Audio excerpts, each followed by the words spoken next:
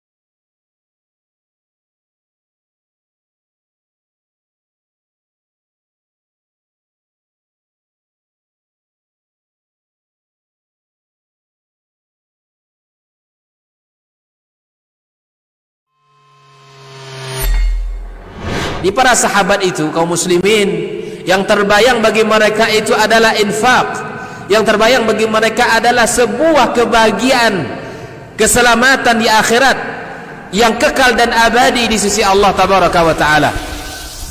Semua kita boleh klaim sekarang, kamu cinta Nabi, cinta Ustaz. Cinta Nabi, cinta Ustaz. Termasuk saya, cinta Nabi, cinta. Kapan tahunya? Besok di akhirat.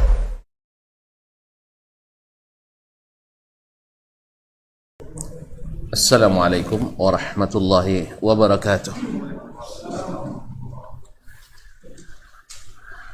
الحمد لله ذي الجلال والإكرام صاحب الطول والإنعام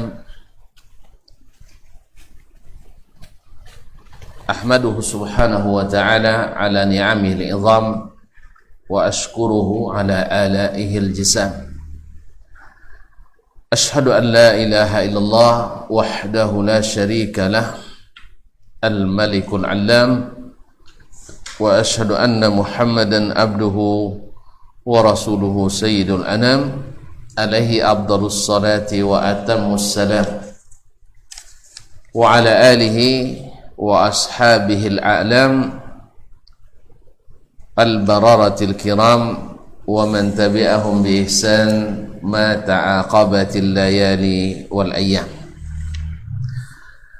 أما بعد فأولى ما يفتتح به الكلام بمثل هذا المقام الوصية بتقوى الله الملك العلام وطاعته على الدوام فإن تقوى الله أعلى نسب وإن طاعته أغلى مكتسب إن أكرمكم عند الله أتقاكم وتزودوا فإن خير الزاد التقوى واتقون يا أولي الألباب معاشر المسلمين والمسلمات الحاضرين والحاضرات أو المشاهدين والمشاهدات Bapak dan ibu-ibu, saudara dan saudari, baik yang hadir di rumah mengaji Azam ataupun yang menyaksikan melalui media dimanapun berada. Alhamdulillah pada petang ini di hari Kamis kita kembali diizinkan Allah untuk sama-sama berada di tempat ini dengan tujuan sama-sama mengaji kembali. Mudah-mudahan Allah mudahkan kita memahami dan mengamalkan apa yang dikaji. Dan semoga kehadiran kita ini sebagai tanda syukur kita kepada Ilahi dan dibalasnya dengan nikmat-nikmat yang senantiasa bertambah dan berlipat, khususnya nikmat iman, nikmat Islam, nikmat hidayah yang sangat mahal ini. Salawat dan salam kepada baginda Rasulullah sallallahu alaihi wasallam.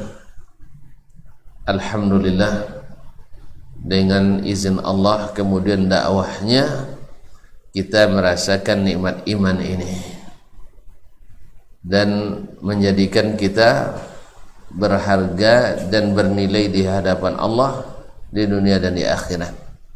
Oleh itu, kenanglah selalu jasanya, ingatlah selalu budi baiknya dengan banyak berdoa terbaik untuknya, yaitu selawat dan salam kepadanya. Allahumma salli wa sallim wa barik wa zid wa an'im ala abdika wa rasulika Muhammad wa ala alihi wa ashabihi ajma'in. Ma'asyarul muslimin, ma'asyarul muslimat yang dirahmati Allah, kembali kita melanjutkan kaji al-usulul lati bana 'alaiha ahlul hadis manhajahum fid da'wati ila Allah. Landasan-landasan yang menjadi tolak atau landasan-landasan menjadi titik tolak para ahli hadis dalam berdakwah kepada Allah tabaraka wa taala. Dan sudah beberapa majlis kita sudah sebutkan apa yang dimaksud dengan ahli hadis, siapa mereka, bagaimana kedudukannya, bagaimana sifat-sifatnya, dan ini diakui oleh mereka yang berhadapan langsung dengan mereka. Seperti kemarin wasiat Al-Walid Al-Karabisi, imamnya ahli kalam setelah Hafs Al-Fard Al-Karabisi. Ini banyak dari keluarga Karabisi ini pakar-pakar ilmu kalam. Dan pada asalnya mereka orang-orang cerdas berguru pada ulama-ulama ahli sunnah, tetapi karena terkontaminasi dengan ilmu kalam, akhirnya mereka memisahkan diri dari guru-gurunya. Dan subhanallah, banyak yang membanggakannya. Walaupun semua mutaakhirin, misalnya Husain Al-Karabisi pernah berguru pada Imam Asy-Syafi'i, lalu dianggap oh ini gurunya Syafi'i ini. Mereka lupa bahwasanya Ra'sul Mu'tazilah Wasil bin Atha Al-Khurasani juga berguru pada Al-Hasan Al-Basri. Dan jangan lupa Al-Hasan Al-Basri muridnya ratusan bahkan ribuan. Kenapa yang satu ini yang diikut? Dan muridnya Imam Asy-Syafi'i rahimahullah banyak, ratusan bahkan ribuan. Kenapa yang ditonjolkan Husain Al-Karabisi ini? Tidak lain dan tidak bukan karena ada kesamaan pandangan dan keyakinan. Sama-sama terpapar, tentu saja merasa merasa dekat. Padahal murid-murid Imam Asy-Syafi'i, Imam Ahmad ramai, tapi ditinggalkan, diambil yang ganjil-ganjil ini. Bagaimana juga sebagaimana orang juga untuk menjatuhkan para ulama yang terkenal dengan mencari-cari di antara muridnya, mungkin ada yang melenceng. Nah, inilah muridnya puluhan ribu orang, lalu datang satu yang melenceng seolah-olah seperti itu semuanya. Ini juga cara-cara yang tidak fair dilakukan orang, seperti orang ingin memfitnah Syekh bin Baz dengan mengatakan Al-Juhaiman yang pernah memberontak dan bunuh orang di tanah haram pernah belajar bersama Syekh bin Baz. Taib, murid Syekh bin Baz yang Ibnu Utsaimin, Shalih Al-Fauzan, Al-Ubaikan, Asy-Syuair dan lain-lainnya, ini dikemanakan? Tapi memang begitulah ciri khasnya orang-orang yang kurang dalil dan hujjah, apa saja dipegang, seperti orang yang baru pandai berenang dan hanyut, sehingga dapat rumput dipegang, bangkai ketangkap, bangkai pun dipegang erat-erat. Dikemanakan murid-murid yang sebanyak itu?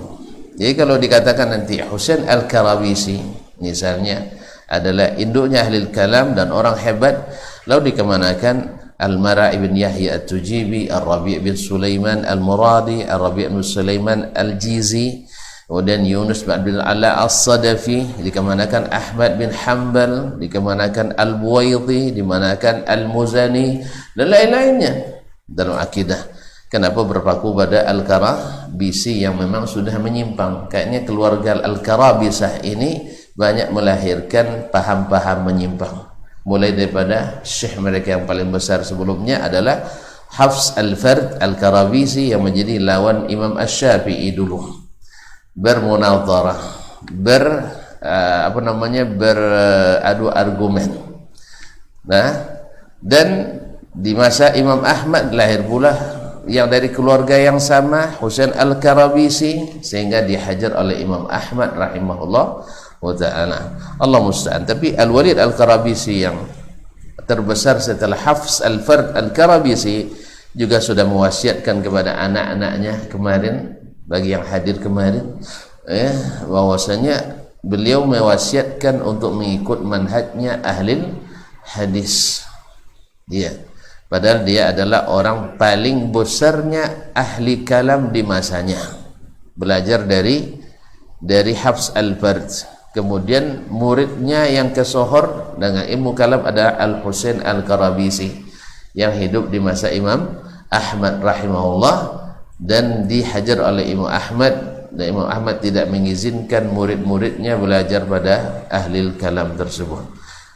Andainya ilmu atau akidah ahli kalam ini akidah yang masyhur, kenapa tidak kesohor dari imam-imam yang empat tadi? Baiklah kaum muslimin dan muslimat, ini mukaddimah perlu disampaikan karena kita masuk pada at-tauhid. Orang dalam mentauhidkan Allah Subhanahu wa taala bermacam-macam cara, bermacam macam cara, karena banyak yang mengikut rasa dan kira. Dikira dengan pikiran, dirasa dengan hati dan perasaan, sehingga agama dibangun di atas itu. Rasanya tak masuk, ditolak. Kiranya tak masuk, diserang.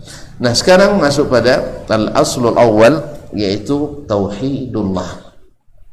Ini sudah menjadi kelaziman dakwahnya para al-anbiya war rusul, bahwa dakwahnya para nabi dan rasul itu adalah dimulai dengan at-tauhid. Sebab kerusakan yang paling berat yang berujung pada kerusakan yang lain-lain, rusak syariat, rusak muamalat, rusak akhlak, gara-gara rusaknya tauhid. Dan bila tauhid benar, maka akan lahir ibadah-ibadah yang benar. Oh dah, saya dah ngaji tauhid, dah tamat kitab tauhid, tapi akhlak saya keras juga. Berarti antum belum belajar tauhid yang benar. Ya. Walaupun sudah tamat kitab tauhid, al-usulus salasa, al-usulus sitta, al-qawaidul arba, dapat al-aqidatut tahawiyah, dapat al-lum'atul i'tiqad, dapat al-qawasim min al-awasim dan sebagainya, tapi akhlaknya masih kelas di bawah, berarti tauhidnya belum benar. Antum ngaji tauhid hanya dari sisi teoritis, belum secara praktis aplikatif. Jelas bah? Jadi kalau dah tauhid dah banyak tapi ghibahnya tak kalah, berarti antum belum betul tauhidnya. Karena orang yang betul tauhidnya adalah Muhammad sallallahu alaihi wasallam, Abu Bakar As-Siddiq, Umar bin Khattab, Al-Faruq, Utsman bin Affan, Ali bin Abi Talib. Mereka adalah orang-orang yang sempurna dengan izin Allah tabaraka taala, keyakinannya pas, ibadahnya kuat, muamalahnya bagus, dan akhlak dan budinya tinggi. Oleh itu kaum muslimin dan muslimat, sering kita melihat atau menyaksikan kontradiktif antara akidah dengan ibadah seseorang atau dengan akhlak dan etikanya. Saya katakan berarti tauhidnya belum sampai pada tingkat aplikasi, baru hanya secara teori. Assalamualaikum warahmatullahi wabarakatuh. Ma'asyiral kiram, bapak-bapak dan ibu, kaum muslimin dan semuanya yang dirahmati Allah. Ini asal pertama. Jadi kalau ada dia ini untuk menjawab, karena sebagian berasumsi dibangun di atas persepsi yang keliru, bahwa para imam seperti Imam Malik, Abu Hanifah, Asy-Syafi'i, Ahmad rahimahumullah jami'an dengan murid-murid mereka dan guru-guru mereka tidak ahli dalam masalah tauhid, sehingga kita perlu merujuk orang lain setelah mereka berabad-abad lamanya. Maka kita katakan ini keliru, sebab menyalahi manhajnya ar-rusul, para rasul dan anbiya, para nabi. Mereka berdakwah memulai dengan menanamkan tauhid yang benar. Dan dalam hadis sahih Muslim dari Samurah ibn Jundub radhiyallahu taala anhu, dia menegaskan, kunna nata'allamul iman qabla an nata'allamal Qur'an. Kami belajar beriman dulu sebelum belajar Al-Qur'an. Supaya apa? Kalau kita sudah beriman pada Al-Qur'an, bahwa dia adalah kalamullah yang diturunkan melalui malaikat Jibril kepada Nabi sallallahu alaihi wasallam dari Allah mulainya dan kembali kepadanya, bahwa ini perkataan Allah sesungguhnya, maka akan kita segan kepadanya, kita akan ta'zim kepadanya. Beda dengan orang yang tak meyakini ini adalah kalamullah, tetapi adalah makna yang Allah ciptakan. Ini segannya tak sama, tuan-tuan. Tuan-tuan dapat surat cinta dari kekasih, pernah jatuh cinta kan? Tak pernah? Miskin. Ya Syekh, atau tak ada cinta di hati? Miskin. Ya, perkataan dari yang kita cintai langsung pasti beda dengan perkataan orang yang melalui atau mediatornya. Kalau bahasa sekarang macam belangnya, pasti lebih berharga daripada perkataan dia langsung. Betul apa enggak? Masa enggak pernah merasanya? Kaum muslimin pasti akan lebih. Maka siapa yang meyakini Al-Quran sebagai kalamullah dan beriman kepadanya akan lebih menta'zim Al-Quran dibanding dengan orang yang meyakini ini hanya sebagai sarana kalamullah. Disinilah kaum muslimin mustahil mereka para imam ini secara teori tak mungkin tak mengajarkan tauhid, dan secara aplikasi benar mereka mengajarkan tauhid. Kenapa? Karena mereka memulai ilmunya dengan Al-Quranul Karim. Ya, kalau tonton baca biografi para ulama, khususnya ulama yang 4 lah dulu ya. Abu Hanifah hafal Quran umur 9 tahun. Kita urut lah ya. Imam Malik hafal Quran umur 10 tahun. Imam Asy-Syafi'i hafal Quran umur 7 tahun, bukan 17. Imam bilang 17. 7 tahun.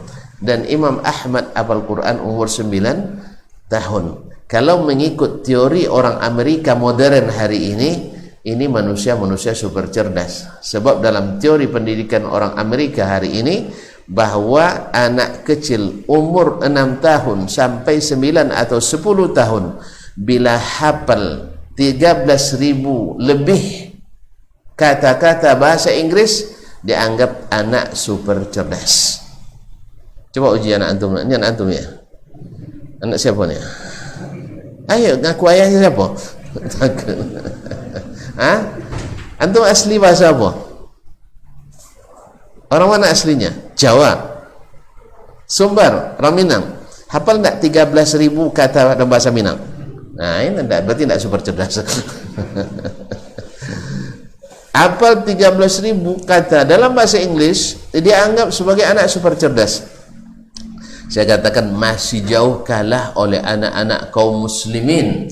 Anak-anak orang Islam hafal Quran umur 6 sampai 10 tahun, dan Al-Quran mengandung berapa ribu kemarin?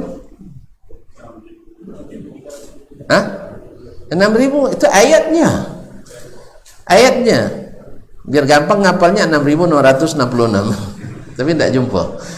Kaum muslimin dan muslimat dirahmati Allah, untuk jawab ujian nanti ya, ujian negara jawab 6.666 mudah. Nah, masyaallah kiram dirahmati Allah, jumlah kalimat kan tadi kata, jumlah kata dalam Al-Quran berapa? Antum dah sering baca Quran tak pernah ngitung, tak sempat. Berapa? Itu jumlah ayatnya sayang, jumlah kata dalam satu ayat kan banyak kata itu. Nah,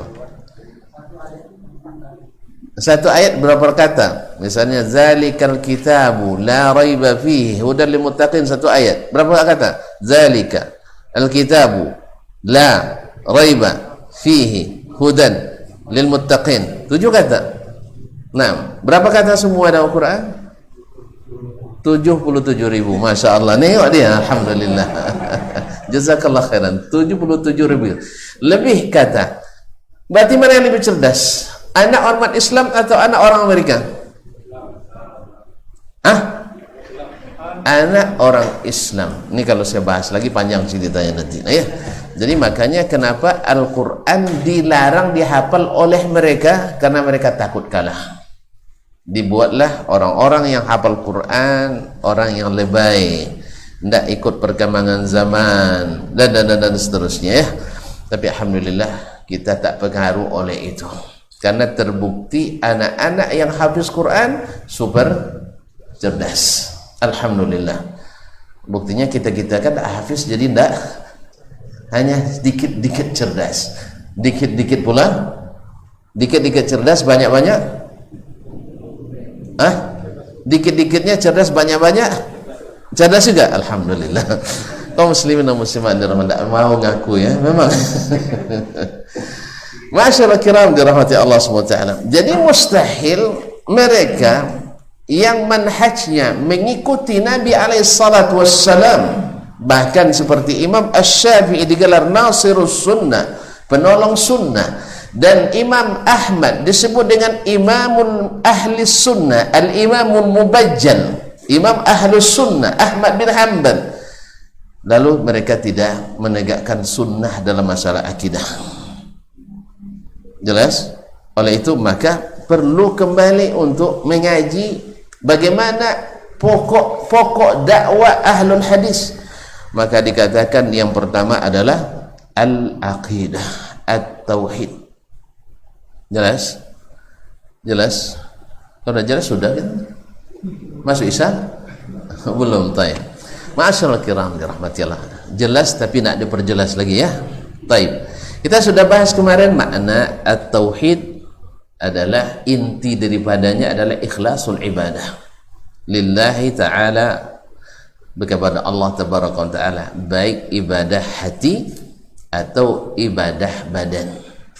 Ibadah hati atau ibadah badan. Sebagian ulama membaginya ibadatul qulub, ibadatul lisan, wa ibadatul abdan, yaitu ibadahnya hati, ibadahnya lisan, dan ibadahnya anggota tubuh atau anggota badan.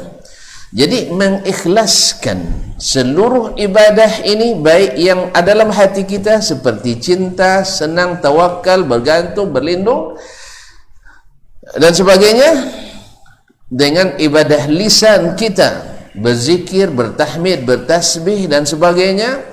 Demikian pula dengan ibadah badan yang berkaitan seperti salat, seperti bekerja dan sebagainya, hanya karena Allah tabaraka. Inilah makna tauhid itu. Dan ini intinya.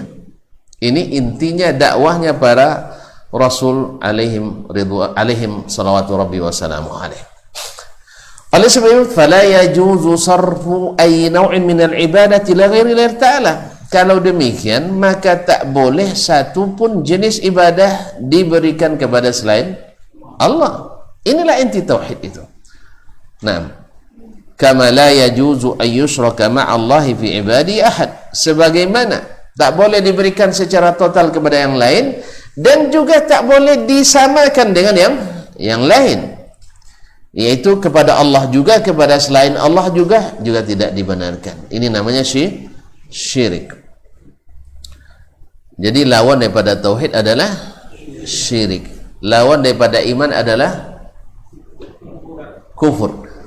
Ya, lawan daripada iman adalah kufur. Maka orang kafir bisa saja beriman, tapi orang musyrik, orang beriman bisa saja melakukan kesyirikan, tapi orang kufur tidak mesti syirik. Tidak mesti syirik. Ma'asyiral kiram dirahmati Allah. Nah, masalahnya adalah di antara mereka beriman tetapi menyekutukan Allah. Wa ma yu'minu aktsaruhum billah illa wa hum musyrikun. Mereka tidaklah beriman kebanyakannya kepada Allah kecuali dalam keadaan syirik. Siapa itu? Ya, orang musyrikun. Orang musyrikun Makkah dulu. Mereka kan menyembah Allah apa tidak? Menyembah Allah. Mereka haji. Mereka salat. Mereka mengagungkan bulan-bulan haram. Kita sekarang di bulan haram, mengagungkan. Mereka menghormati Ka'bah, menghormati, tapi dengan cara sendiri. Daripada sepi, bikin berhala banyak-banyak dalamnya. Kan itu. Daripada sepi, maka dibikin berhala. Kalau tak ada berhala kan sepi, jadi kosong dia. Tapi kalau isi berhala, jadi banyak. Akhirnya yang banyak ini semarak dan mengingatkan kepada Allah menurut mereka. Ma na'buduhum illa liyuqarribuna ilallahi zulfah. Ini akibat dari keyakinan yang lahir dari pikiran dan perasaan, bukan dari ilmu yang diturunkan. Nah, hari ini semakin jauh orang dari ayat-ayat Allah, sunnah-sunnah Nabi alaihi salatu wassalam dalam berkeyakinan, maka akan lahir pula keyakinan-keyakinan yang menyimpang. Misalnya ada yang berkeyakinan karena tingkat kewaliannya sangat tinggi bisa bertemu langsung dengan Allah dan dapat wahyu, akhirnya salat Jumatnya di Mekah tapi perginya sama Sampai-sampai dikatakan orang yang tak berbaju, bercelana pendek, merokok, duduk di podium dianggap wali tingkat tinggi, wali majdub katanya, dari wajli mazdub. Ya, sudah gila jadi wali. Kalau sudah gila tu apalagi jadi wali. Wali kota aja tidak bisa diangkat orang gila, apalagi wali karamah. Allah musta'an. Di mana dapat? Dari perasaan dan perkiraan. Antum kan tidak tahu Ustaz sebelum masuk di dalamnya. Kalau udah masuk nanti mau jadi wali. Saya kalau pakai gila tidak mau saya jadi wali. Ya, saya mau jadi wali yang sehat-sehat saja. Ada yang mengatakan pula dengan perasaan dan perkiraan bahwasanya seorang yang sampai pada tingkat tertentu dalam kegelisahannya bertemu langsung dengan Nabi SAW, seolah-olah mereka lebih hebat dari Abu Bakar Siddiq, lebih hebat dari Umar bin Khattab, lebih hebat daripada Uthman bin Affan. Bukankah mereka menghadapi masa-masa sulit sepeninggal Nabi SAW? Abu Bakar menghadapi permasalahan yang sangat pelik, yaitu gerakan murtad yang dipelopori oleh orang-orang munafikin yang hidup di masa Nabi SAW. Kemudian orang-orang yang tidak mau bayar zakat, padahal itu adalah rukun Islam. Berat apa tidak? Kenapa dia tidak bangunkan Nabi? Bibi ini masalah ini. Atau jangan-jangan Abu Bakar belum jadi wali. Itu masalahnya. Abu Bakar belum jadi wali karena belum gila. Allah musta'an. Kaum muslimin muslim. Ini masalahnya di mana dapat? Tidak ada berdasarkan ilmu, tetapi perkiraan dan perasaan. Oh, itu pengalaman dia. Syekh ini berriadah, melatih diri sendiri sehingga sampai pada puncak tertinggi, putus makrifat. Ya, kalau udah putus tidak ada lagi, bisa dipakai. Jadi makrifat itu bukan untuk diputus, tapi makrifat itu untuk diikat dengan kuat dengan ilmu yang dibawa dari Nabi, dari Allah Tabaraka Ta'ala, dan diajarkan oleh Nabi SAW. Cuman kaum muslimin dan muslimat, orang-orang yang tak berilmu rata-rata di sepanjang masa lebih banyak daripada orang yang berilmu. Betul? Bisa, mudah saja nanti untuk mencari tolak ukurnya. Mana yang lebih banyak, yang sampai doktor atau yang hanya sampai S2? Coba yang ini yang resmi aja dulu, Yang banyak S2 lebih banyak daripada S3. Serius ini? Betul kan? Mana yang lebih banyak S2, S1 daripada S2? Banyak S1. Ini yang resmi. Antum jangan masuk dulu, nanti yang resmi aja dulu. Nah, yang resmi. Ya tak? Yang formal, pendidikan formal dulu. Dari mana yang lebih banyak? S1 daripada tambah SMA. SMA lebih banyak. Mana yang banyak tidak sekolah itu sekolah. Baik. Jadi kaum muslimin dan muslimat yang berilmu lebih sedikit daripada yang berilmu sepanjang masa. Maka ini adalah jadi lahan subur oleh syaitan untuk menyesatkan, kecuali mereka yang mau hadir di majelis-majelis ilmu. Nah, antum lihat sendiri, yang hadir di majelis ilmu paling banyak atau yang berjalan di jalan? Coba hitung dulu, bagi keluar dulu. Yang duduk di majelis ilmu itu sedikit. Kemudian yang duduk di majelis ilmu, yang istiqamah sampai selesai kitab ini, kita hitung nanti. Buat absennya lebih banyak atau yang tidak? Tentu yang mundur lebih banyak. Bukan masalah kaji tak sedap, bukan masalah ustaz tak lucu. Masalahnya adalah berat itu menuntut ilmu. Maka akhirnya kita mudah untuk diselewengkan, disesatkan. Apalagi kalau sama sekali tak ngaji. Apalagi yang tanggung-tanggung ngaji. Iya. Hadir sepekan, 5 pekan hilang. 5 pekan hilang, apalagi dengan perasaan sama aja ustaznya. Ya, itu terus diulang-ulang tauhid. Ya. Padahal nanti bid'ah, sunnah. Akhirnya kalau sudah gitu nanti dia lebih hebat dari ustaznya. Orang yang merasa lebih hebat selalu tidak hebat. Orang yang merasa lebih hebat selalu tidak hebat. Sebab orang yang hebat itu selalu menganggap yang lain lebih hebat. Ini tuh. Makanya kita lihat Imam Syafi'i dengan Ahmad saling menonjolkan mereka. Tanya ke Syafi'i, Ahmad lebih hebat. Tanya ke Ahmad, Syafi'i lebih hebat. Tanya ke Malik, Malik bilang Asy-Syafi'i cerdas.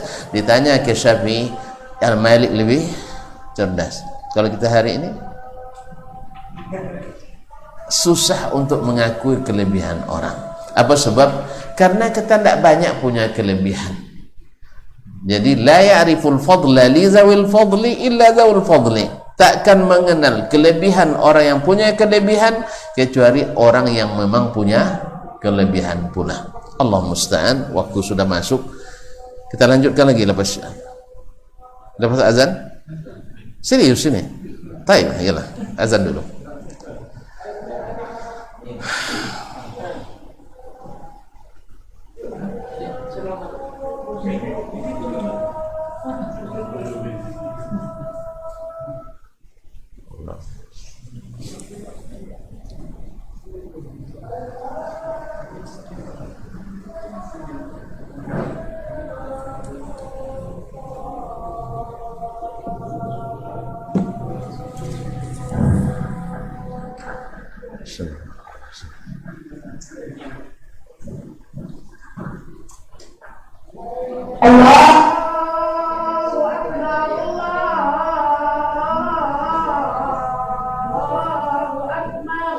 Allah.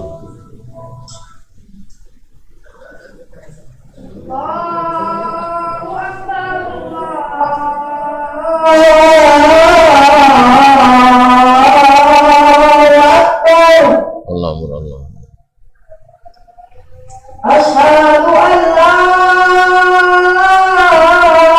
ilaha illallah. Asyhadu an la ilaha. Asyhadu an la ilaha illallah.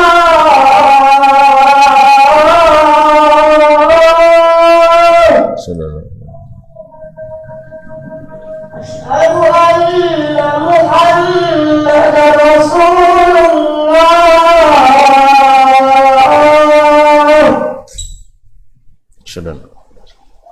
Asyhadu anna Muhammadar Rasulullah.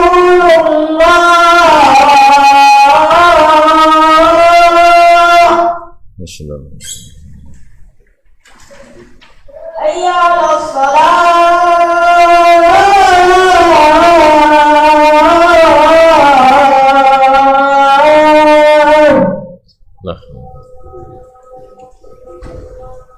Hayya 'alas salat.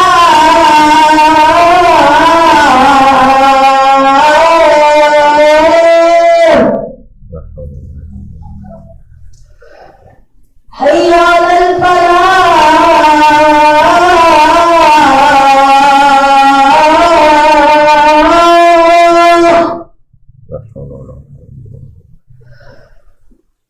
Hayya 'alal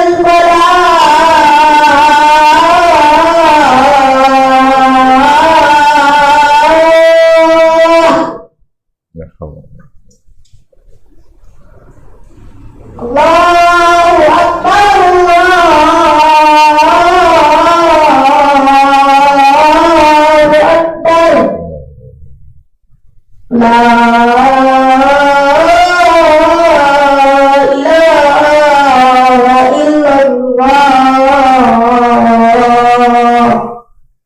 La ilaha illallah.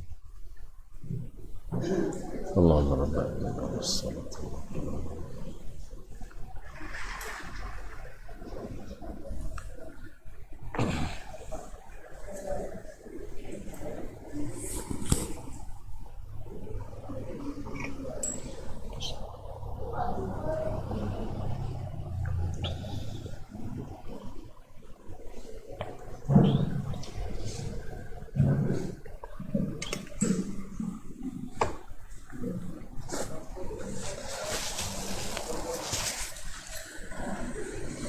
Ma'asyiral muslimin wal muslimat rahimanillah wa iyyakum. Kemudian bahwa ibadah itu tak boleh diberikan kepada selain Allah. Dan ini intinya dakwah para nabi itu. Walaqad ba'atsna fi kulli ummatin rasulan an i'budullah wajtanibut taghut. Sesungguhnya kami telah bangkitkan, kami utus kepada setiap umat itu seorang rasul yang isi dakwanya an i'budullah, beribadahlah kepada Allah saja, wajtanibut taghut, dan hindari sembahan-sembahan lain selain Allah. Berarti jangan berikan ibadah. Dan ini sesuai dengan misi penciptaan jin dan manusia. Wa ma khalaqtul jinna wal insa illa liya'budun. Aku tidak ciptakan jin dan manusia kecuali hanya untuk beribadah kepadaku. Ibnu Abbas menafsirkan liya'budun dengan makna liwahidun, untuk mentauhidkanku. Apa rahasianya? Sebab sejak dunia ini dihuni oleh manusia dan kalangan jin, mereka sudah beribadah. Mereka sudah beribadah. Sejak Nabi Adam alaihissalam, seperti yang dikatakan oleh Tabari dari Abdullah bin Abbas radhiyallahu taala anhuma, bahwa manusia dulu bertauhid kepada Allah sampai syaitan menyesatkan mereka, mutar-mutar mereka dengan keyakinan-keyakinan lain. Nah, pada intinya mereka beribadah. Cuman lihat umat manusia yang tidak Islam pun beribadah apa tidak? Beribadah.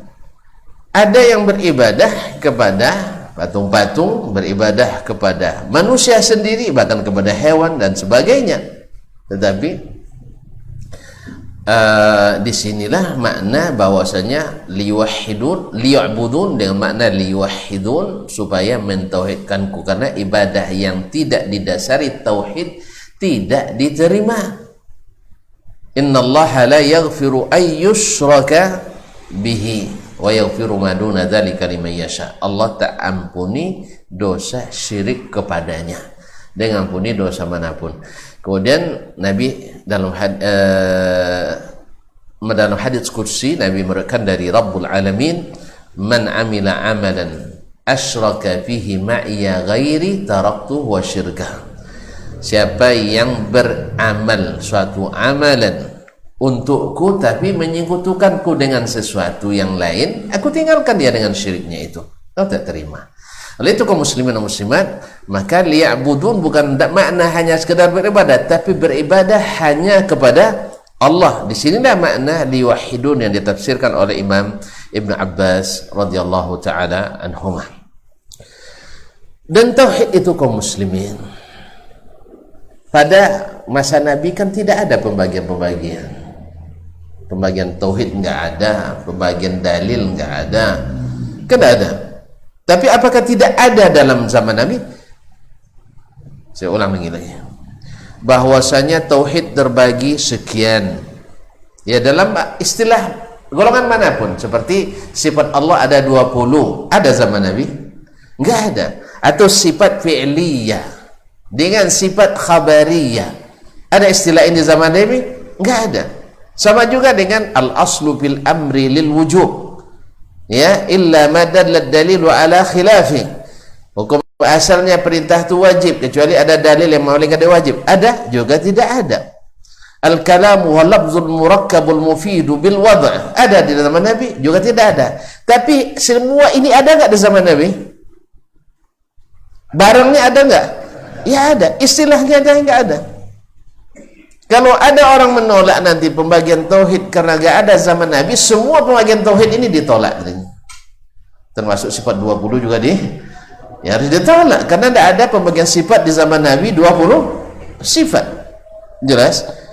Ini saya katakan karena akan ada yang menuduh dengan lantang dan lancang dan dusta bahwa ini sama dengan Trinitas.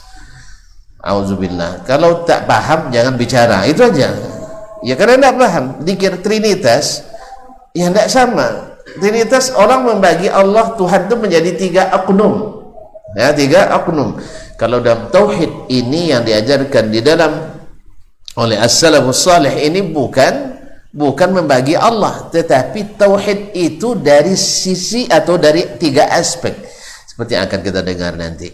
Dan semua itu ada barangnya di zaman Nabi SAW dalam Quran dan hadis, ya, bukan bid'ah dalalah yang dibuat-buat seperti dinisbatkan kepada Syekhul Islam Ibnu Taimiyah rahmatullah. Selalu Ibnu Taimiyah jadi sasar. Apa sebab?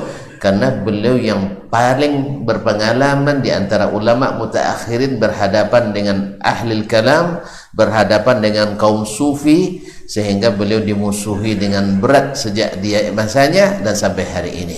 Padahal dan sehingga dikatakanlah ini hanya sampai pada Ibnu Taimiyah dengan secara dusta dan fitnah. Oleh sebab itu ini tanda bahwa ilmu akidah yang diambil bukan dari ulama-ulama as-salaf seperti Ahmad bin Hanbal rahimahullah, Asy-Syafi'i rahimahullah taala dan seterusnya. Wa huwa ala 3 aqsam. Kata penulis hafizahullah, tauhid itu terbagi kepada 3. Kenapa perlu pembagian ini? Kok pada temenung? Tidak mau ditanya ya. Sama, kenapa dalam belajar nahu antum membagi kalimat terbagi 3? Ada isim, ada fi'il, ada huruf. Kenapa ada pembagian ini? Bukan memudahkan, rusak bahasa antum, maka perlu alat untuk perbaikinya. Huruf dibilang isim, isim bilang fi'il, kacau bahasa kita, sehingga perlu kaedah-kaedah untuk memelihara jangan sampai bahasa rusak. Jelas? Ketika pemahaman orang dalam fikih banyak yang sudah mulai lemah, maka diperlukan kaedah usul fikih. Ini semuanya alat. Kalau alat lah banyak keluar, maknanya ya Syekh, antum di rumah banyak alat, kunci 12, 10 dan sebagainya banyak. Kapan keluar? Ketika rusak. Kalau tidak rusak, tidak pernah keluar. Di mobil antum mobil running, diambil, buka kertas, buka apa? Buka plastik. Kan ada dengan kunci lengkap tuh ya. Ada kunci buka ban, ada apa namanya nih? Dongkrak, ada linggis, ada linggis ya. Kunci Inggris maksudnya. Kunci Inggris, ada macam-macam. Ini kalau mobil baru sering keluar, kecuali dipinjam orang. Maka di zaman Nabi, karena akidahnya rapi, karena akidahnya tak ada yang rusak, tak perlu istilah-istilah ini. Tak perlu ada alat-alat untuk memperbaiki dan meluruskan. Sebab apa? Semuanya Al-Quran, hadis cukup. Tapi ketika mulai rusak akidah kita, Al-Quran dan hadis tidak cukup katanya.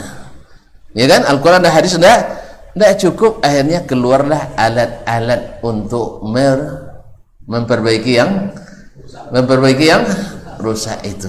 Jadi teori-teori ilmu lahir seiring dengan ini. Dulu tes PCR, tusuk hidung, apa namanya? Tidak pernah dites ya. Swab, antigen. Pernah untuk mendengar tidak sebelum corona ini? Tidak pernah kita dengar. Betul kan? Iya. Tidak ada pernah dengar. Ketika mulai rusak, datanglah alat-alat ini. Betul kan? Iya. Nah, jadi ketika orang sudah mulai rusak, datang aturan-aturan dan sebagainya. Nah, lahirnya pembagian ini karena ada yang bermasalah di dalam mentauhidkan Allah tabaraka taala dari umat manusia, karena mereka tidak lagi cukup dengan Al-Quran dan Sunnah, maka diperlukan pembagian ini. Sehingga ada yang mengatakan asal tidak mengatakan Allah dua, itu sudah sempurna tauhidnya, walaupun dia beribadah kepada selain Allah. Dan tidak sedikit orang tidak memahami ibadah itu hanya kalau solat saja, puasa saja, zakat itu ibadah. Kalau berdoa itu tidak ibadah. Padahal Nabi katakan ad-du'a'u huwal ibadah. Doa itu adalah intinya ibadah. Maka tidak ada ibadah kecuali ada doa di dalamnya. Jelas?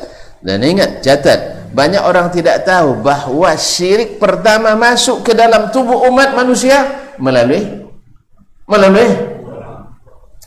syirik masuk pertama kali melalui, saya baru datang nih, kasihan. Melalui doa. Dan sampai hari ini doa adalah media paling subur dalam menyekutukan Allah Taala. Dan sayang sebagian besar umat tidak memahaminya. Tidak akan ada orang langsung meyakini Allah ada dua, itu tidak ada, itu orang kafir aja. Tidak ada orang mengatakan bahwa yang berkuasa di langit pertama Tuhan ini, yang berkuasa di langit kedua Tuhan ini. Itu hanya orang-orang yang tak berislam saja itu. Jelas? Tapi kapan datangnya syirik itu? Ketika masuk dalam bab ibadah. Ketika masalah tauhid ibadah tak tuntas, maka lahirlah ibadah-ibadah yang diberikan tanpa batas. Sehingga yang asalnya hanya milik Allah diberikan kepada selain Allah. Ini bukan hanya pada orang yang tak pernah belajar tauhid. Orang yang dah belajar tauhid saja sering terjadi. Pernah seorang syekh dalam kajiannya sudah 3 kali tamat kitab tauhid. 3 kali tamat. Syekh, ada seorang pemuda, ya seperti antum lah, masih muda, semangat. Syekh, ini kitab ini terus, kenapa tidak ganti dengan kitab yang lain? Bayangkan, dia ingin, dari satu sisi ingin dapat kitab yang lain, menurut dia lebih banyak ilmunya nanti. Jelas? Padahal antum jangan lupa, Al-Muzani atau Ar-Rabi' bin Sulaiman Al-Muradi membaca kitab Ar-Risalah dengan Imam Asy-Syafi'i sampai 50 kali. Ya nampaknya tidak ada kita. Ini aja belum tamat, tuan-tuan dah minta ganti kitab nampaknya. Gantilah Ustaz itu terus. Iya, 50 kali. Riwayat yang lain mengatakan 500 kali. Anggaplah 50 kali, sanggup? Besok ada lagi enggak? Enggak kan? Iya. Makanya kaum muslimin dan muslimat dirahmati Allah SWT, beda mereka dengan kita. Dan 50 kali enggak bosan. Jadi suatu hari ada anak muda ini, Syekh, kok kitab ini terus sudah 3 kali kita tamatkan kitab tauhid? Memang tauhid aja terus? Syekh tak jawab. Dah agak-agak lupa anak tu dengan pertanyaannya. Syekh lalu mengatakan, terjadi perzinahan di tempat itu. Seluruh hadirin auzubillah, nasallahu auzubillah, kan reaksinya keras. Apa sebab? Zina dosa besar dan memalukan. Masya Allah. Lalu Syekh teruskan kajian. Tak lama pula berselang, dia sampaikan pula berita. Di situs si fulan membuka sasana silat dan menyembelih ayam hitam terbang senja ke rimba. Hampir tidak ada reaksi. Membuka sasana silat, nyembelih apa? Ayam hitam terbang senja ke rimba. Payah nyarinya tuh sih. Kalau dulu ada ayam lepas di sini kan. Nah, payah nyarinya itu. Hampir reaksinya tidak seperti terjadi kasus perzinahan. Dan itu persis seperti kita hari ini. Kalau bicara korupsi, lantang. Bicara penyelewengan dana, alhamdulillah tuan-tuan tidak tahu, syukur. Tidak usah, tidak perlu saya lanjutkan. Nah, kaum muslimin dan muslimat keras.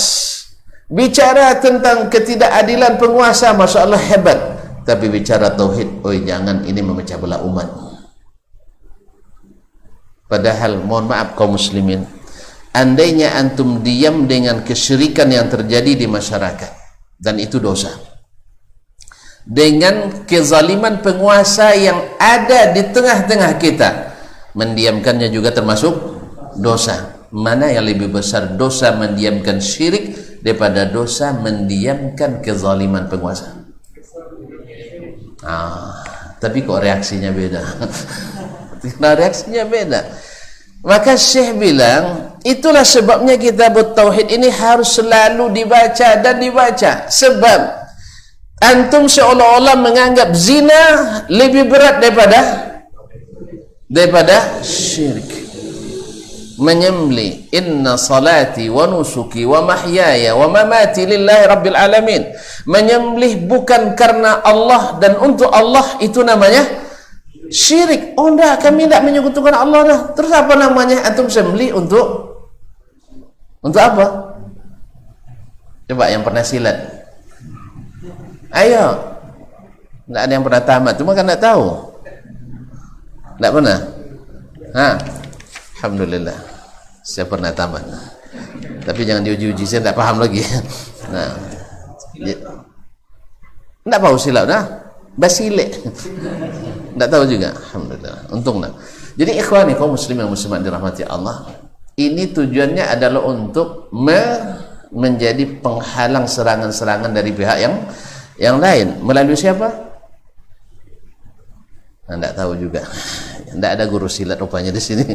Kaum muslimin dan muslimat melalui media-media selain Allah tabaraka wa taala. Ma'asyiral kiram dirahmati Allah. Hari ini kita juga coba lihat komentar-komentar. Anda bicara tentang sunnah bid'ah, padahal orang berbuat dosa maksiat di samping rumah Anda diam. Pertama, kita juga tidak diam. Cuman diam bukan berarti antum tidak tahu, bukan berarti diam. Seperti kata Syekh Al-Utsaimin ketika dikritik tidak pernah menasihati penguasa, katanya, ya akhi, katanya, tidak semua yang saya lakukan harus saya laporkan ke antum. Karena melaporkan ke manusia hari ini ria, tapi besok di akhirat dilaporkan, itu namanya suka ria. Ya di akhirat boleh suka ria kan, tapi di sini ria aja nggak boleh, apalagi suka ria. Nggak kena ria. Yang rumahnya di jalan apa tuh? Dekat jalan Ikhlas, ada gang ria di sana. Lucu juga ya. Jalannya Ikhlas, gangnya ria. Antum tidak orang Pekanbaru nampaknya. Pergi nanti ke jalan Ikhlas, tahu ya, suka jadi. Nanti cari namanya gang ria. Siapa yang masuk ke situ jadi suka ria. Ma'asyiral kiram dirahmati Allah. Antum mendiamkan maksiat. Lalu kata Syekh, tidak semua yang kami lakukan harus kami sampaikan ke antum, apalagi menasihati penguasa. Sebab menasihati penguasa itu kalau diumumkan diikuti oleh penguasa juga tidak baik. Pak, nanti dikira orang penguasa itu lemah, takut sama ulama. Ya tak? Kan banyak nanti yang buzzernya pula. Ya tak? Dan kalau tidak diikuti, lebih parah lagi, dasar zalim. Sudah dinasihati tapi tidak mengikuti. Makanya itulah hikmahnya kenapa Nabi SAW perintahkan kita untuk menasihati para penguasa, jangan di depan massa, karena itu tidak baik diterima, atau ditolak pasti tidak baik komentarnya. Diterima ada yang komentar negatif, tidak diterima lebih banyak lagi yang negatif. Maka kalau antum punya akses, sampaikan. Kalau tidak, la yukallifullahu nafsan illa wus'aha. Jelaskan manhaj Nabi itu kan jelas. Nah, lalu antum berbicara dengan berdalih bahwa Imam Ahmad mengatakan kebenaran di depan penguasa yang zalim, bahwa Imam Asy-Syafi'i berkata lantang di depan para imam yang zalim. Saya tanyakan, Imam Ahmad mengerahkan massa atau dia yang diangkut ke situ? Dia yang diangkut. Alhamdulillah. Ashabul Kahfi dulu ketika mengatakan tauhid di hadapan penguasa yang zalim itu, mereka yang mengerahkan massa atau mereka yang diangkut ke depannya? Mereka yang diangkut. Nah, kalau antum nanti diangkut ke depannya, lalu katakan yang benar itu benar, yang salah itu salah, apapun tebusannya, itu saya setuju. Kalimatu haqqan inda sultanin jair, berkata yang hak di depan sultan atau di sisi sultan yang zalim. Kaum muslimin dan muslimat dirahmati Allah. Oleh sebab itu tidak bisa dijadikan dalil. Mereka itu ditangkap, dibawa ke depan penguasa. Kalau antum bermufakat untuk menyerahkan massa melawan penguasa, sama? Beda enggak? Beda. Nanti minta aja lah sama penguasa, antar saya ke depan Anda, saya akan katakan. Mau? Mau? Sambil diikat.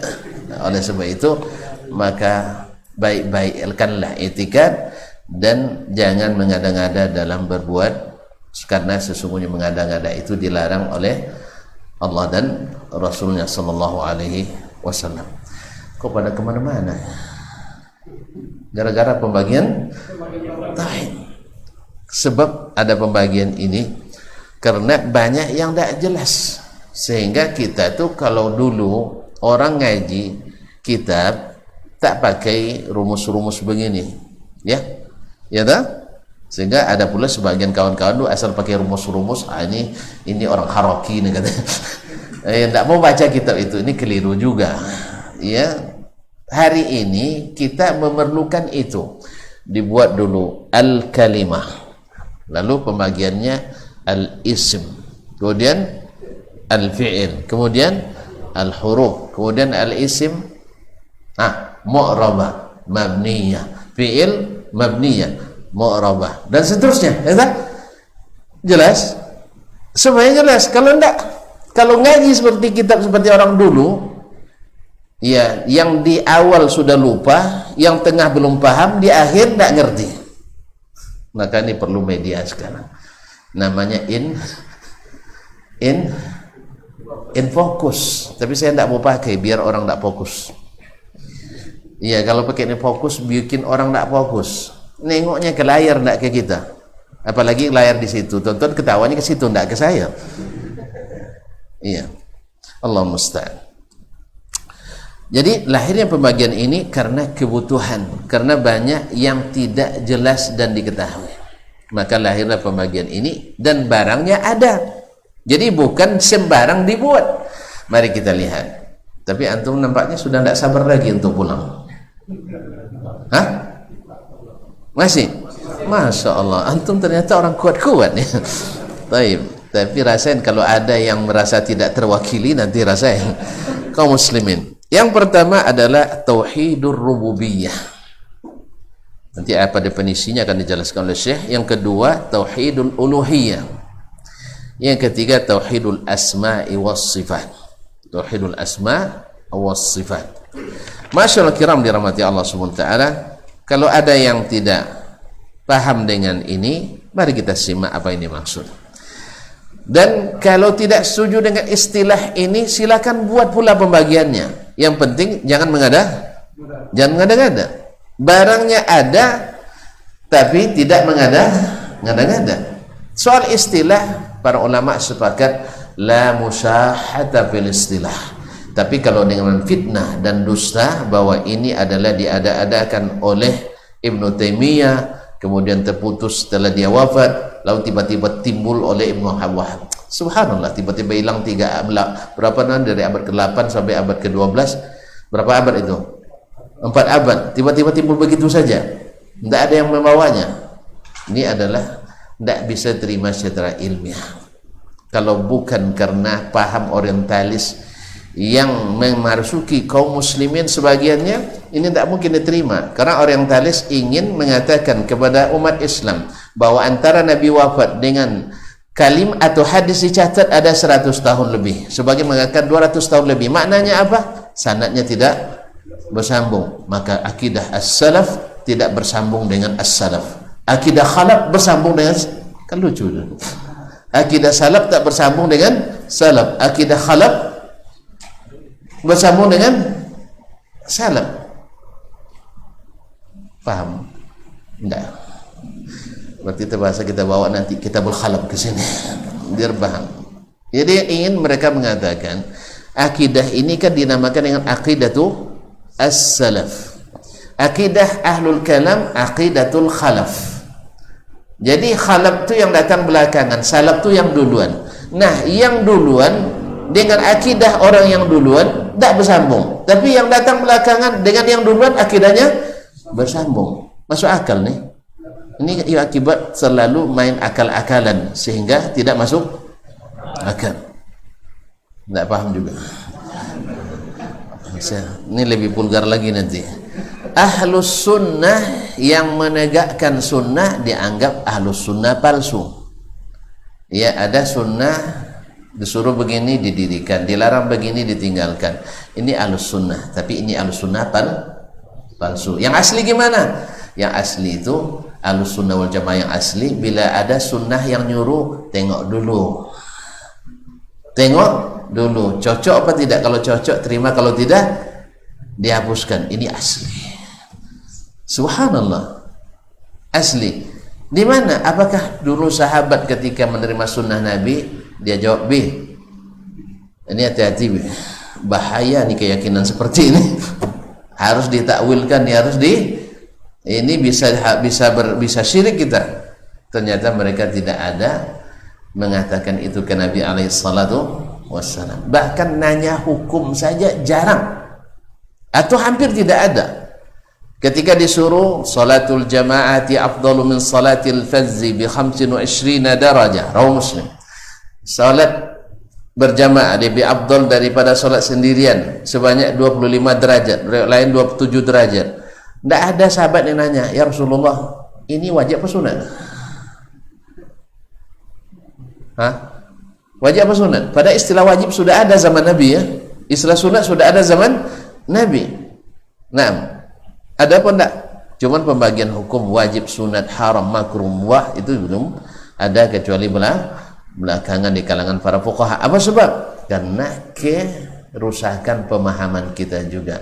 Yang wajib dianggap sunat, yang sunat dianggap wajib, yang makruh dianggap haram, yang haram dianggap makruh. Apalagi banyak pula yang berkelit. Kalau bisa yang wajib itu diturunkanlah jadi sunat supaya bisa ditinggalkan. Antum jangan terlalu picik. Kalau wajib semua bahaya. Dikiranya kalau kita amalkan menganggap itu wajib. Karena mereka nunggu dulu baru diamalkan bila wajib. Dan kalau bisa yang wajib diturunkan jadi tidak wajib, yang haram diturunkan jadi makruh. Karena mereka tidak meninggalkan kecuali yang haram saja. Sehingga kalau ada yang meninggalkan yang makruh, antum jangan keras. Jangan dikatakan semua larangan itu haram. Enggak, kita tidak mengatakan semua larangan haram, tidak.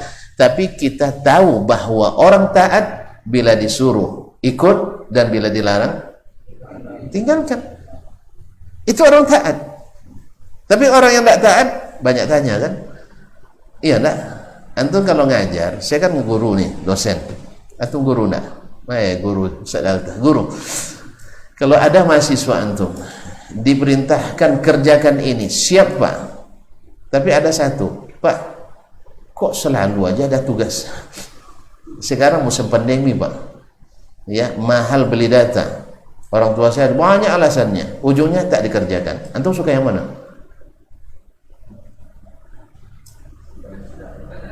Suka yang tidak bertanya? Ya, karena takut pertanyaan tidak terjawab kan? Bukan bertanya. Suka yang tak banyak menanya, apalagi menyanya. Iya. Jadi kita, sebagian saudara kita kaum muslimin, ketika kita amalkan yang disuruh Nabi, dikira kita menganggap semuanya wajib. Ketika kita meninggalkan yang dilarang Nabi, dianggapnya kita mengharamkan segala sesuatu. Sehingga lahirlah ungkapan semua haram saja, semua bid'ah saja, gitu ya. Dikiranya kita tak mau melaksanakan yang tak ada contoh, langsung menghukum orang yang melakukannya masuk neraka. Akhirnya mereka ini, makanya perlu mengaji kaum muslimin muslimat. Semua kita perlu mengaji bahwasanya tidak semua yang kita tinggalkan karena haram saja, tidak. Sebagaimana tidak semua yang kita kerjakan nunggu wajib saja, tidak. Dan kita juga tidak mengatakan bahwa semua yang diperintahkan wajib, semua yang dilarang itu haram.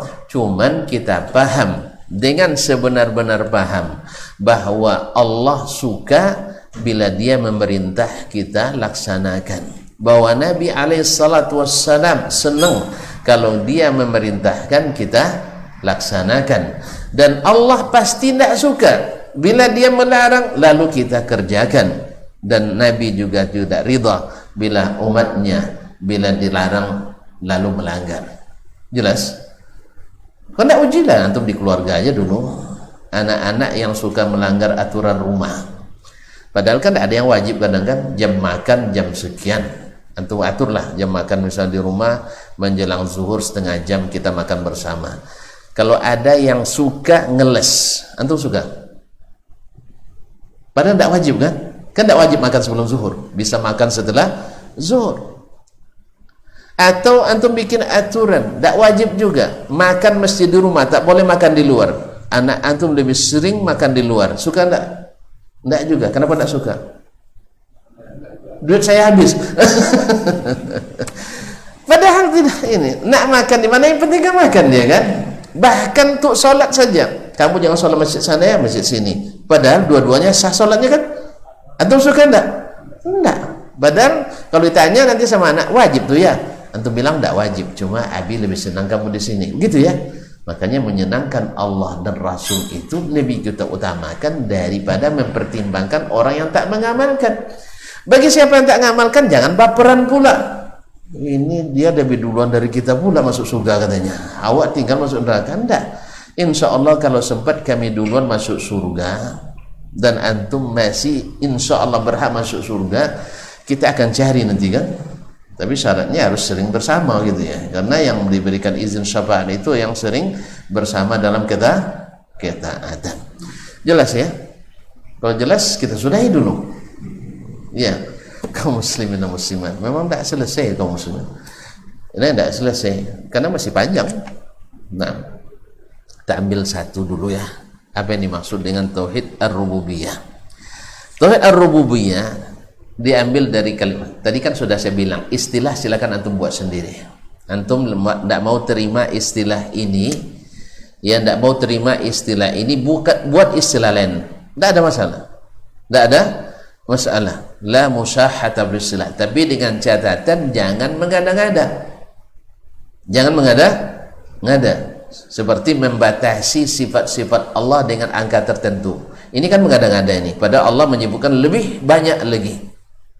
Ini mengada-ngada. Kalau ini tidak. Ini dalilnya lengkap dalam Al-Quran dan Sunnah Nabi SAW. Yang pertama, ma huwa Rabb? Ar-Rabbu huwal Malik, yaitu yang memiliki. Yang memiliki. Maka dikatakan fulanun Rabbul Bait. Si fulan itu pemilik rumah ini. Maka ayah disebut atau laki-laki disebut Rabbul Baiti atau Rabbul Usrati, pemilik rumah. Disebut juga dengan As-Sayyid, yaitu pemimpin. Dan Allah memang salah satu namanya adalah As-Sayyid.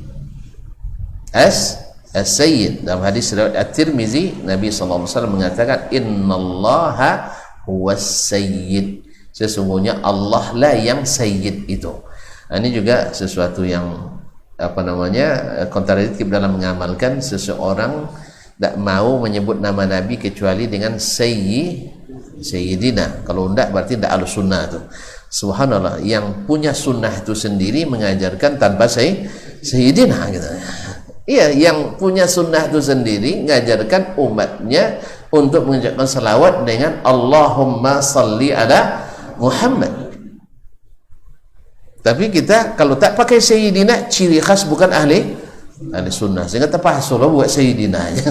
Allah musta'an. Kaum muslimin muslimat dirahmati Allah. Alasannya apa lagi? Karena Nabi itu mengatakan ana sayyidu waladi Adam, saya penghulu Bani Adam. Taib. Kalau antum berdasarkan hadis, pakai juga hadis ini, innallaha was sayyid, Allah adalah sayyid. Kalau segan sebut sama Nabi tanpa sayyidina, sebut juga nama Allah dengan sayyidunallah. Ya kan? Karena Allah lebih patut disegani daripada Nabi SAW. Ya kan? Jaleh. Kalau dalilnya hadis digunakan mesti pakai Sayyidina, maka menyebut nama Allah biar sopan, biar beretika, pakai juga Sayyidunallah. Nah, bisa enggak? Asyhadu an la ilaha illa Sayyidunallah. Repot ya. Baik, ketika syahadat kenapa enggak pakai Sayyiduna ya? Wa asyhadu anna Muhammadan Sayyiduna Rasulullah. Taib, Allah musta'an. Maka jangan merepotkan diri kaum muslimin. Bukan dilarang, tapi jangan diwajibkan yang tidak Allah dan Rasul wajibkan. Bukan dilarang, silahkan. Tetapi jangan buat-buat dan ada-adakan pada sesuatu yang tidak dibuat oleh Nabi dan diperintahkan. Kemudian wal mudabbir, yudabbirul amra minas sama. Allah mengurus urusan hambanya dari langit. Salah tunjuk. Gigit sampai lokam dulu ya. Kaum muslimin dan muslimat dirahmati Allah. Sering orang nunjuknya ke atas, tapi lisannya mengatakan tidak tahu, tidak boleh katakan di atas. Matanya memandang ke atas, tapi ditanya jangan bilang Allah di atas. Hatinya pun naik ke atas, maka dia bilang jangan bilang Allah di atas. Ketika dia mengatakan memuji Allah, sama-sama kita panjatkan puji dan syukur. Manjat kemana? Salah kala lagi. Lisannya kadang-kadang benar, tapi masih akalnya yang bermasalah. Bermasalah karena apa? Dicampur adukkan antara yang hak dengan yang batil. Biasanya yang dominan adalah yang batil. Air putih diisi setitik, air kotor menjadi air kotor walaupun setitik. Makanya jangan dicampurkan antara wahyu dengan pendapat wahyu dengan pendapat Pak Wahyu. Maksudnya perkataan Allah dan perkataan makhluk. Apalagi kalau menjadikan acuan diterimanya perkataan Allah dengan acuan makhluk. Akhirnya wahyu yang begitu luas menjadi sempit. Allah yang begitu besar menjadi kecil. Dan sifat Allah yang begitu banyak menjadi sedikit. Padahal kita paham semakin banyak sifat keutamaan, kelebihan yang Allah miliki, semakin naik dan semakin tinggi sikap ta'zim dan segan kita kepada Allah tabaraka wa ta'ala. Tapi semakin sedikit, semakin dikit pula segan kita kepada Allah tabaraka. Dan ini sangat jelas pengaruhnya. Sangat jelas pengaruhnya antara yang mengimani seluruh yang ada dalam Al-Quran dan hadis dengan yang mengimani sebagiannya. Maka dalam pengaruh ibadah pun berpengaruh. Orang yang tidak beranjak di Al-Quran Sunnah dalam akidahnya, dalam ibadahnya pun istiqamah di atas Quran dan Sunnah. Tapi kalau sudah di akidahnya melanggar, maka di ibadah pun mudah-mudah melanggar juga. Alasannya apa? Menurut perkiraannya baik. Ambil baiknya,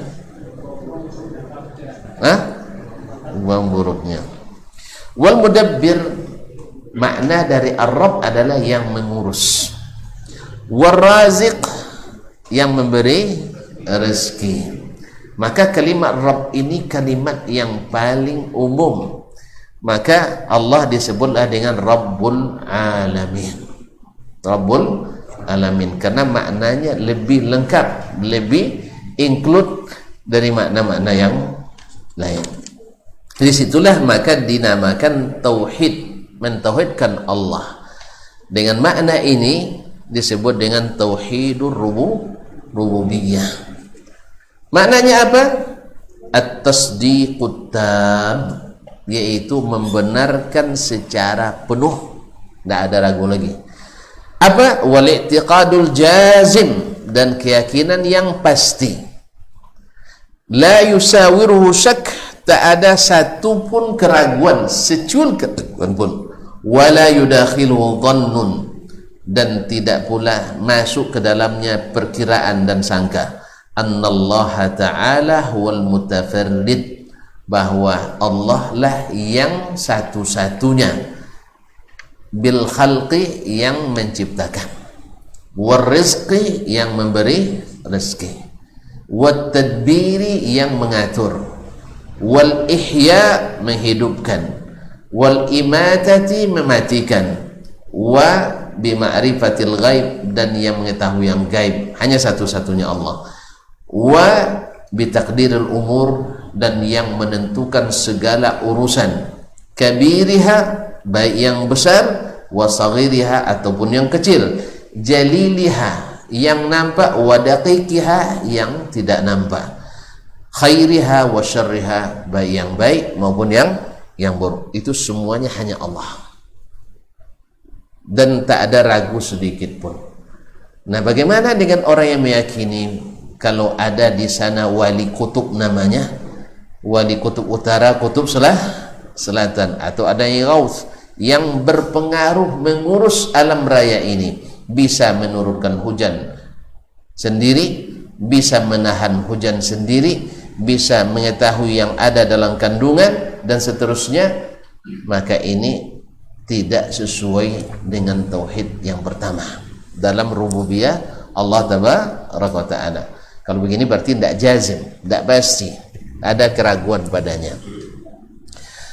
Yang seperti ini mungkin sedikit, yang seperti ini mungkin sedikit. Kalau sudah sampai pada penyelewengan tadi yang perasaannya terlalu tinggi, maka akhirnya menyimpang dari jalan Nabi alaihi salatu wassalam. Wa annahu subhanahu wa ta'ala al-murabbi li khalqihi ajma'in, dan bahwasanya Allah subhanahu wa ta'ala yang mengatur, mengurus, ya, yang mendidik hamba atau makhluknya semua, bini'amihi dhahirah, dengan nikmat-nikmatnya yang terlihat, wal batinah, yang tak terlihat. Nikmat terlihat, makan, minum dan seterusnya. Yang tak terlihat, iman, keyakinan dan seterusnya. Wallati minha irsalur rusul, di antaranya adalah mengutus para rasul, wal anbiya, dan para nabi, li hidayatihim ila tauhid wa dinillahil qawim, yang tujuannya adalah membimbing makhluk kepada tauhid dan agama Allah yang lurus, hatta la yakuna linnasi 'ala Allahi hujjatun ba'da rusul, sehingga tak ada alasan bagi makhluk ini, bagi manusia, setelah datangnya rasul. Sehingga tidak ada alasan lagi. Kenapa kalian tidak mentauhidkan? Oh, tidak ada rasul sampai? Tidak. Rasul sudah diutus oleh Allah tabaraka wa taala. Kalian saja yang tak mau mengikut. Kami ikut, tapi sebagian kami tinggal, sebagian kami ikut. Makanya diperlukan keimanan yang penuh nanti ketika kita pada masuk pada tauhidul mutaba'ah, yaitu bertauhid dalam mengikut Rasulullah sallallahu alaihi wasallam. Nah, dalilnya wallahu yuhyi wa yumit wallahu bima ta'maluna basir, Ali Imran 156. Allah lah yang menghidupkan dan mematikan, dan Allah Maha melihat apa yang kamu kerjakan. Berkata pula Allah Azza wa Jalla, wa ka'ayyin min dabbatin la tahmilu rizqaha, berapa banyak binatang melata, mereka lahir tanpa membawa rezeki, ya, tanpa membawa rezeki. Bahkan sebagian ditinggalkan oleh induknya, seperti gagak. Masih ingat kisah gagak? Gagak kalau beranak ditinggalkan oleh induknya. Kenapa? Curiga dia, jangan-jangan istrinya. Apa sebab? Lahir gagak kan tidak hitam, putih. Gagaknya, induknya hitam, sehingga dia menjauhi anaknya. Tentu tidak tahu ini, ya. Coba lihat nanti sarang gagak. Jadi tinggalkannya. Subhanallah, Allah yang berikan rezeki, maka Allah utus pula, ya, ada ulat-ulat yang tertarik pada sarang gagak. Ulat ini ingin mendapatkan makanan di sarang itu, dan dia sendiri menjadi mangsa anak-anak gagak yang ditinggalkan oleh ibunya. Ibunya curiga, ini bukan anak saya, karena DNA-nya berbeda, warna kulitnya berbeda. Kaum muslimin dan muslimat dirahmati Allah, maka wajarlah manusia curiga bila maknya putih, ayahnya putih, tiba-tiba anaknya hitam gitu. Tapi jangan langsung telah jatuhkan talak, diperiksa dulu datuk-datuk ke atas. Jangan-jangan seperti kata Nabi sallallahu alaihi wasallam, naza'u irqun, ternyata datuk dari istri kita orangnya hitam legam. Kenapa dia putih? Neneknya putih, datuknya hitam. Ini anak dari darah gen datuknya tadi. Dan ini pernah terjadi di zaman Nabi alaihi salatu wassalam, beberapa kejadian, sampai akhirnya diketahui. Jangan cepat curiga, ya, jangan cepat curiga, apalagi dari orang-orang yang salihah. Nah, gajah ini tak ada rezekinya, Allah yang datangkan rezekinya. Allahu yarzuquha wa iyyakum. Allah lah yang memberi dia rezeki dan kalian juga. Oleh sebab itu jangan minta rezeki kepada selain Allah. Jangan sandarkan rezeki kepada selain Allah. Ini yang kita masalahnya. Kita rela untuk mengorbankan agama, caklah palo belulu asal tanduk. Hah? Biarlah kepala belulu asal tanduk mengenai. Tahu enggak? Tak tahu ni. Ya, orang asal tanduknya mengena, biarlah kepalanya berlumuran lumpur. Ya, kita tidak pakai ini lagi. Ini istilah orang-orang dulu tuh. Ya, orang-orang dulu. Kita pakai sekarang, pak kepala harus tetap tegak dan bersih. Tapi tanduk mesti mengena. Ini enggak, sekarang banyak tanduk pun enggak ngena, kepala dah bermulumuran. Banyak orang mengorbankan dedikasinya, integritasnya, ya, kredibilitasnya, agamanya dia korbankan, menundukkan diri pada orang yang nak patut tunduk kepadanya untuk mendapatkan sesuatu. Ikanlah berlumuran tuh, dan berlumuran lumpur kepalanya, tapi tanduknya enggak mengenai, yang didapat tak dapat juga, yang diharap tak dapat juga. Oleh sebab itu tinggalkan teori ini. Orang beriman teorinya segala sesuatu Allah yang tentukan. Saya usahakan, kalau saya misalnya nak jadi suami yang baik, tentu masuk fakultas kebapakan. Nah, iya kan, belajar saya bagaimana jadi suami yang baik, ya. Habis itu lamar anak orang yang baik pula, berusaha dulu. Nah, jelas kaum muslimin dan muslimat dirahmati Allah SWT, tanpa harus menghinakan diri untuk mencapai tujuan yang belum tentu terjadi. Oleh sebab itu kaum muslimin, biarlah kepala tetap bersih asal tanduk mengena. Jangan biar kepala berlumpur, tanduk tidak juga mengena. Jadi itu lama-lama itu. Dari saat kita belum berilmu dulu, ya. Sekarang kita alhamdulillah sudah Allah berikan ilmu. Jadi untuk mencapai tujuan jangan menghalalkan segala cara, tapi gunakanlah cara-cara yang syar'i, cara-cara yang elegan, cara-cara yang fair, sehingga tidak ada pelanggaran-pelanggaran yang terjadi. Wallahu musta'an. Dini Al-Ankabut ayat 60. Berkata Allah Subhanahu wa taala dalam surat Yunus 31, "Qul may yarzuqukum minas sama'i wal ard." Katakanlah hai Muhammad, kalau kalian menolak ikut ini dari Allah Tabaraka Ta'ala, siapa yang beri kalian rezeki yang turun dari langit? Siapa yang beri kalian rezeki yang turun dari langit? Kenapa dari langit? Karena memang Allah di langit. Makanya antum ketika mengharap menengadah ke langit, tidak menengadah kemana-mana. Orang bingung antum. Tadi saya katakan, orang yang mengingkari saja Allah ada di langit, kalau dia nunjuk mesti ke langit. Ya Allah, katanya. Salah rupanya. Jadi antara teori yang dibangun di atas bukan ilmu yang benar, menentang fitrah sendiri. Menentang fitrah sendiri. Bapak-bapak dan ibu-ibu, pertama dan utama, marilah kita sama-sama memanjatkan puji dan syukur. Memanjatkan kemana Ustaz? Ke atas kan? Sehingga ada yang mengkritik, jangan panjatkan katanya. Terus kemana? Sebarkan kemana-mana. Sebarkan puji dan syukur kemana? Kemana-mana. Jadi bingung. Oleh itu kaum muslimin, Allah sudah tunjukkan kepada kita di mana dia, dan jangan ukur di mana dia itu dengan kemampuan akal yang terbatas, sehingga kita membuat sekat-sekat dan batas-batas yang Allah sendiri memberi ilmu kita yang tanpa batas tentang dirinya, dan banyak lagi dalil-dalil yang mendukung itu. Amma yamliku sam'a wal absar, atau siapakah yang memiliki pendengaran dan penglihatan? Ya, kalau Allah ingin cabut pendengaran kita, tidak bisa kita kembalikan. Kalau Allah butakan kita, tak ada obat yang menyembuhkan. Wa may yukhrijul hayya minal mayyit, dan siapa yang mengeluarkan yang hidup dari yang mati. Yukhrijul mayyita minal hayy, dan mengeluarkan yang mati dari yang hidup. Wa may yudabbirul amrah, dan siapakah yang mengatur segala urusan.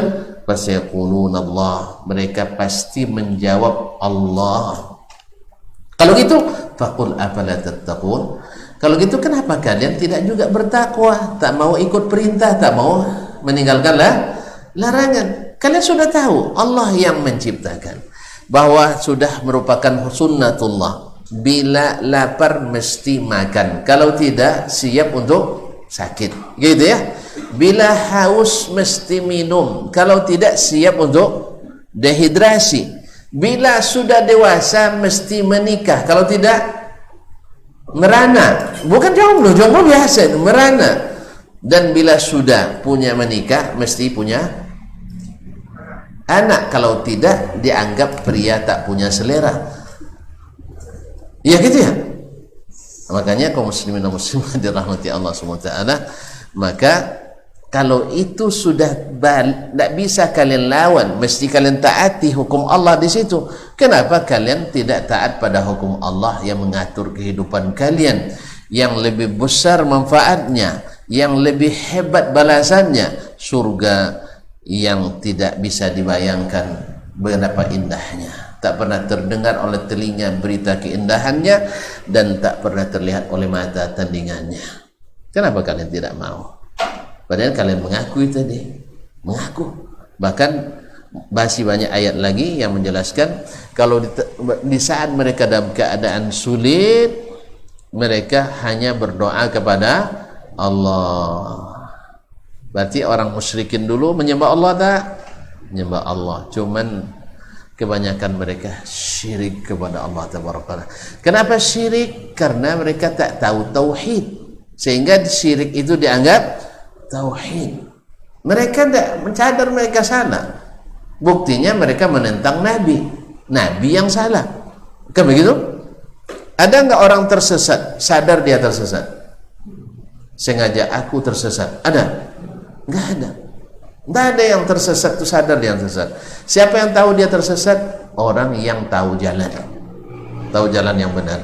Oleh sebab itu, maka kita yang Allah berikan ilmu dengan jalan yang benar melalui warisan Nabi, yaitu as-sunnah an-nabawiyah, dengan itu kita mengukur mana jalan yang benar, mana jalan yang tersesat, bukan dengan perasaan dan pikiran, karena perasaan dan pikiranlah selalu menjadi sumber kesesatan. Ya tak?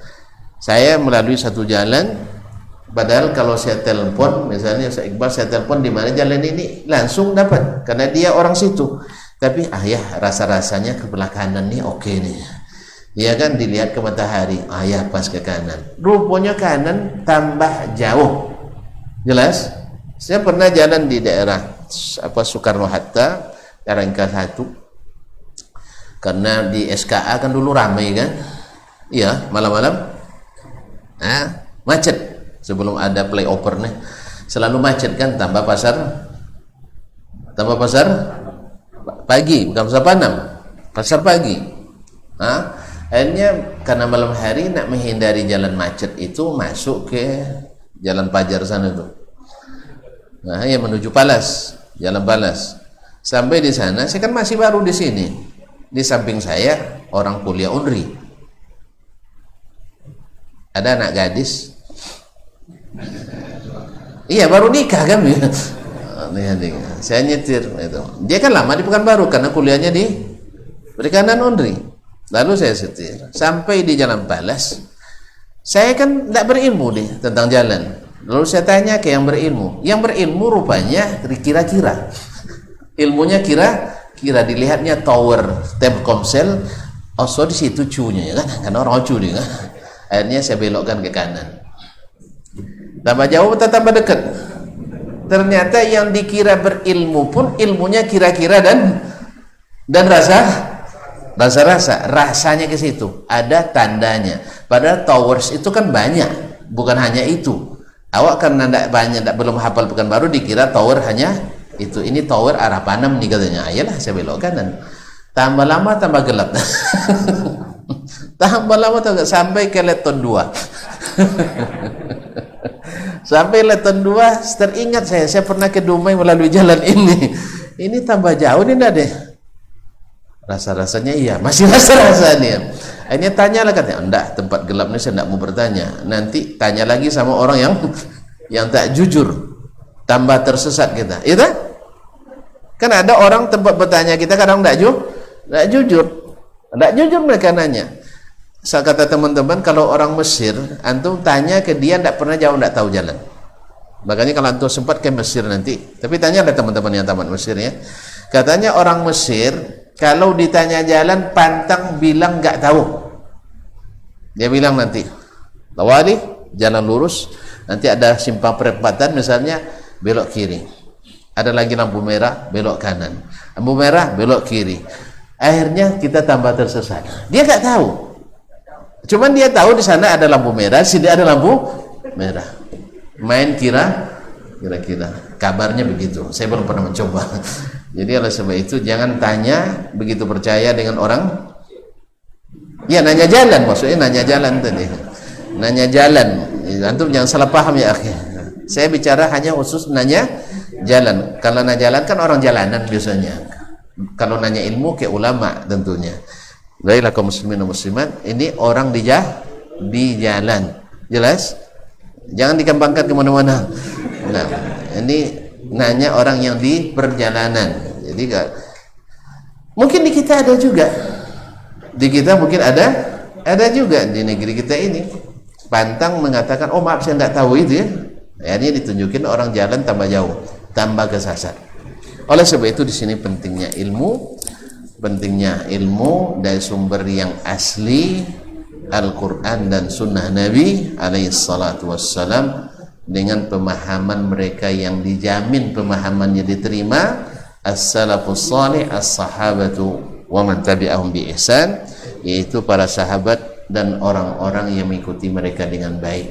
Dengan catatan, ini perlu diingat terus, dan saya ingatkan terus, bahwa orang yang berada di jalan yang benar sekali-kali tergelincir, kadang-kadang ketabrak dari belakang, atau dia sendiri yang nabrak orang, nak nginjak rem terinjak gas, atau kehabisan bensin di jalan, speedometernya tidak aktif, jelas, atau belok lupa main sign, ditabrak orang juga, dan seterusnya.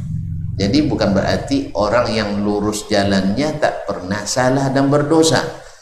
Orang yang bertakwa bukanlah orang tak pernah berdosa. Sebab kalau gitu sama kita dengan Nabi SAW, tidak ada yang maksum. Oleh sebab itu tak boleh mengukur kebenaran dengan orang tertentu kecuali Rasulullah SAW. Jelas? Jelas tak? Ini kadang kita sudah melewati fase-fase di mana kalau tak baca buku Syekh Saleh Fauzan, berarti tidak ahli tauhid kita, salah besar. Ya saya? Jelas? Saya berpengalaman itu. Ada orang pengurus masjid nanya masalah ke saya jawab dengan detail dalilnya. Lalu ditanya, siapa yang jawab? Ustaz Asman. Oh, tidak masuk. Tidak masuk Ustaz Asman. Akhirnya ditanya sama orang lain. Ya, orang lain jawabannya ringkas. Sama jawabannya, tapi jawab, ini baru jos. Ya tidak apa-apa, yang penting kita tidak beda, cuman karena beda saja cara menyampaikannya. Wallahu musta'an. Oleh sebab itu sekali lagi tidak ada selain Nabi yang maksum.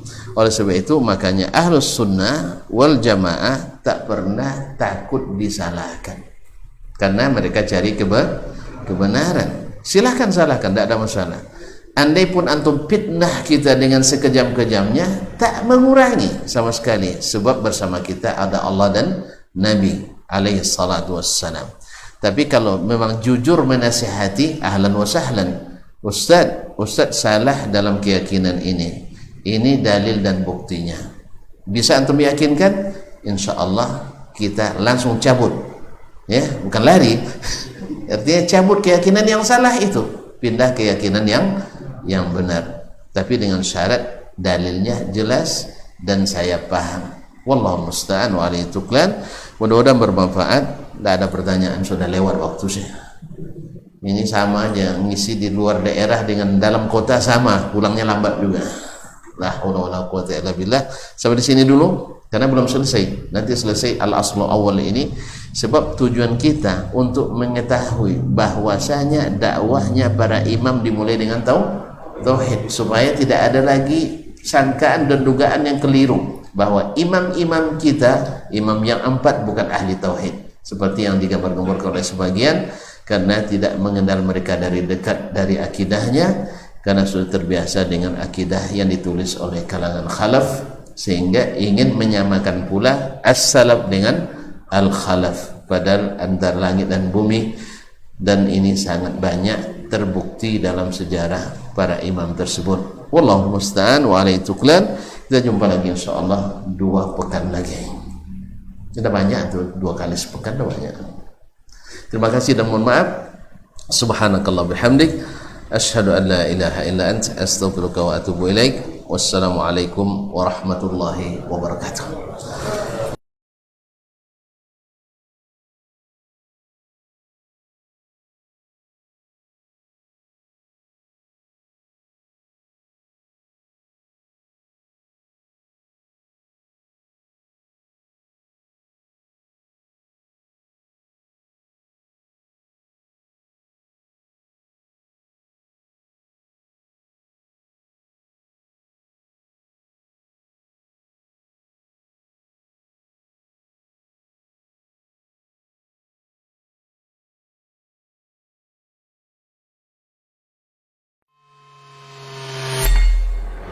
Di para sahabat itu, kaum muslimin, yang terbayang bagi mereka itu adalah infak, yang terbayang bagi mereka adalah sebuah kebahagiaan, keselamatan di akhirat yang kekal dan abadi di sisi Allah tabaraka wa taala.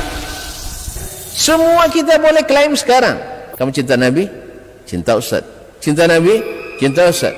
Termasuk saya, cinta Nabi, cinta. Kapan tahunya? Besok di akhirat. Maka apa kata Nabi sallallahu alaihi wasallam? Amalur rajuli biyadih. Penghasilan yang terbaik adalah pekerjaan yang dilakukan oleh seseorang dengan tangannya sendiri. Wa kullu bai'in mabrur. Dan setiap jual beli yang mabrur. Ini aktivitas ini membantu saya di akhirat atau akan menyulitkan saya di akhirat. Kalau seandainya perbuatan itu ternyata akan menyulitkan kita di akhirat kelak, tinggalkan perbuatan itu.